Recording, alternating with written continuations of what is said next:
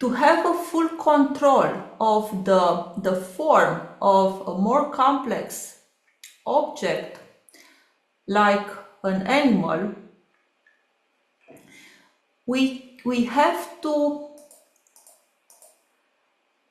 have access to modify each part of its body, like the form of the spikes or the number of the spikes individually, the position of the eye, and so on, the form of the head. So here what you see is that the body remains the same, but I have full control of the form of the spikes and the number of the spikes. Here the spikes are as were in the beginning, but here I modified just the form of the head, the shape of the head, as you see, but the spikes are the same. And here I modified just the shape of the eye. Oh, here I modified the form of the wings. So you mean these functions are modular, right?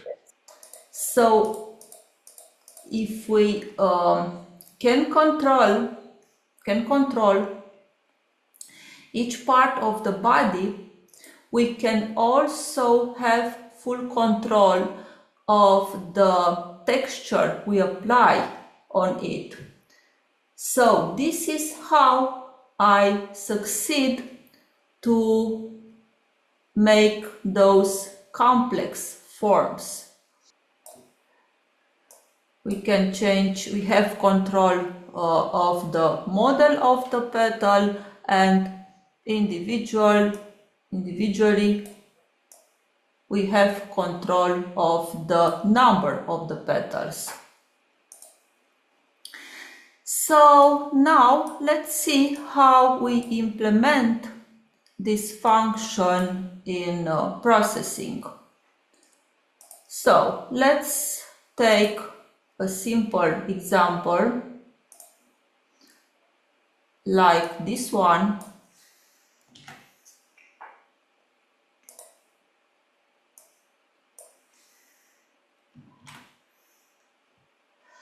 And I just change this line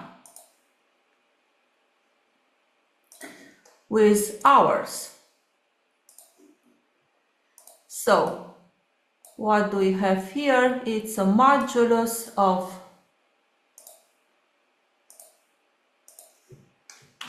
sin of the number of petals multiplied by, in our case is u, the angle, okay, it's good, divided by 2 plus another value of a, okay, let's say it's good, this one, another modulus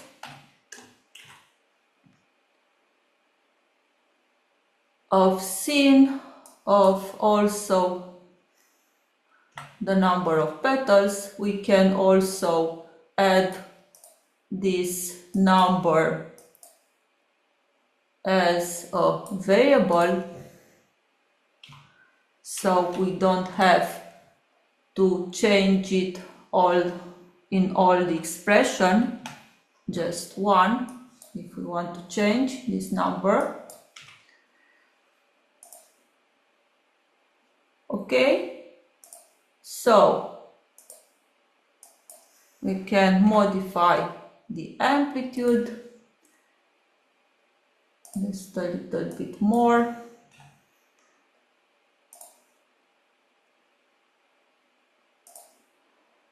and also the number of petals, let's say 6.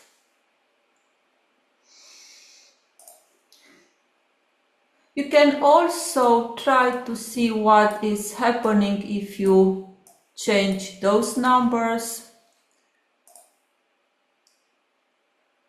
You see the window is larger.